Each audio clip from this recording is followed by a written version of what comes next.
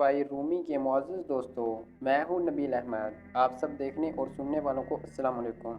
यारे दोस्तों, आज से हज़ारों साल कबल जज़ीरे अरब के जनूबी रियासतों में यमन के गिरदनवा में एक शहर आबाद था जिसे सबा कहते थे, और वहां आबाद लोगों को कौमे सबा के नाम से पुकारा जाता था।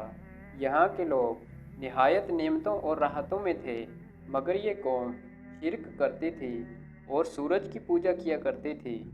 जब वहाँ के बादशाह शराजील बिन मालक की मौत हुई तो इसकी बेटी बल्कीस ने हुकूमत संभाली।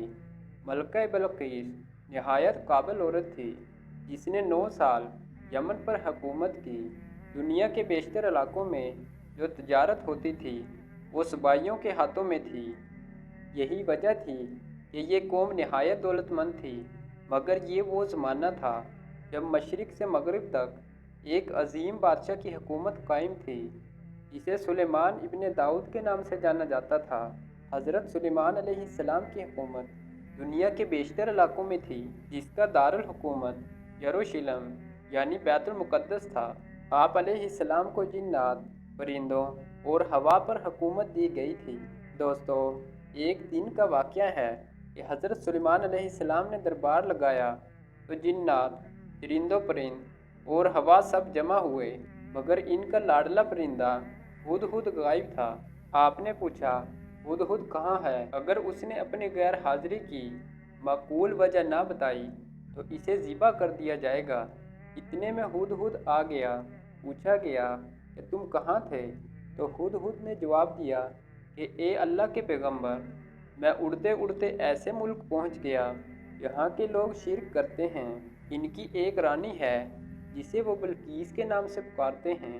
हज़रत सुलेमान अलैहिस्सलाम ने कहा कि मेरा ख़त इस मलका तक पहुँचाओ और कहो कि शिरक से बाज आ जाए, और ख़त देने के बाद इसका रद्द अमल देखो और मुझे आकर ख़बर देना। हज़रत सुलेमान अलैहिस्सलाम ने ख़त रवाना किया, जो कि कुछ यूँ था। शुरू अल्लाह के नाम से जो नहायत मेहरबान और रहम करने वाला है। ये ख़त सुलेमान इब्ने दाऊद की तरफ से मलका बिल्कीस की तरफ है। जो हदायत की पैरवी करे इसके लिए सलामती है। मेरे मुकाबले में सरकशी इख्तियार न करो, बल्कि फर्माबरदार होकर मेरे पास आ जाओ। हुदहुद ने ख़त मलका को दे दिया। मलका ने ख़त पढ़कर जवाब दिया कि यह ख़त आम नहीं, यह ख़त कोई अल्लाह के पैगंबर का है। मलका बल्कीस ने कहा, मैं हज़रत सुलेमान अलैहिस्सलाम को एक तोहफ़ा भेजती हूँ। अगर उसने तोहफ़ा कबूल किया तो वो बादशाह है, मैं इससे जंग करूँगी, और अगर इसने तोहफ़ा कबूल ना किया तो वो अल्लाह का नबी है, मैं इसकी पैरवी करूँगी। दोस्तों, हुदहुद ये सारी बात सुन रहा था। इसने हज़रत सुलेमान अलैहिस्सलाम को आकर ये सारी बात बता दी। हज़रत सुलेमान अलैहिस्सलाम ने जिन्नात को हुक्म दिया कि शहर के दाखिली रास्तों पर सोने चांदी की ईंटों का फर्श बना दिया जाए, दरबार को हीरे जवाहरात से मुज़य्यन किया जाए। जबकि दूसरी तरफ मलका बिल्कीस ने हज़रत सुलेमान अलैहिस्सलाम के लिए तोहफ़ा रवाना किया, जिनमें हीरे जवाहरात, सोने की ईंटें और ग़ुलाम भी शामिल थे। जब ये सामान हज़रत सुलेमान अलैहिस्सलाम के दरबार में पहुंचा तो कास्तों से हज़रत सुलेमान ने कहा, क्या तुम माल से मुझे मुतासर करना चाहते हो? मेरे पास अल्लाह का दिया हुआ इससे कहीं ज़्यादा है। मैं तुम्हारा तोहफ़ा कबूल नहीं करता, और अपनी मलका से कहना कि हम जल्द एक बहुत बड़ा लश्कर लेकर आएंगे। जब यह खबर मलका बल्कीस को पहुंची तो वो समझ गई कि वाकई अल्लाह के नबी हैं। मलका ने जंग का इरादा ख़त्म कर दिया और हज़रत सुलेमान की पैरवी के लिए रवाना हुई।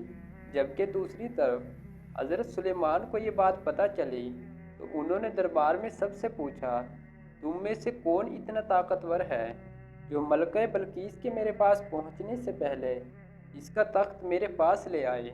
एक बहुत बड़े जिन ने कहा कि मैं ये तख्त दरबार ख़त्म होने से पहले ला सकता हूँ। एक और शख्स ने कहा, मैं ये काम आपके आँख झपकने से पहले कर सकता हूँ, और उसने ऐसा ही किया और तख्त हाजिर हो गया। दोस्तों, हज़रत सुलेमान ने अल्लाह का शुक्र अदा किया। हज़रत सुलेमान ने इस तख्त में तब्दीली कर और उसे पहले से ज़्यादा खूबसूरत बना दिया। जब मलका बिल्कीस हज़रत सुलेमान के दरबार में पहुंची تو حضرت سلیمان نے ملکہ بلقیس سے پوچھا، کیا تمہارا تخت بھی اسی طرح کا ہے؟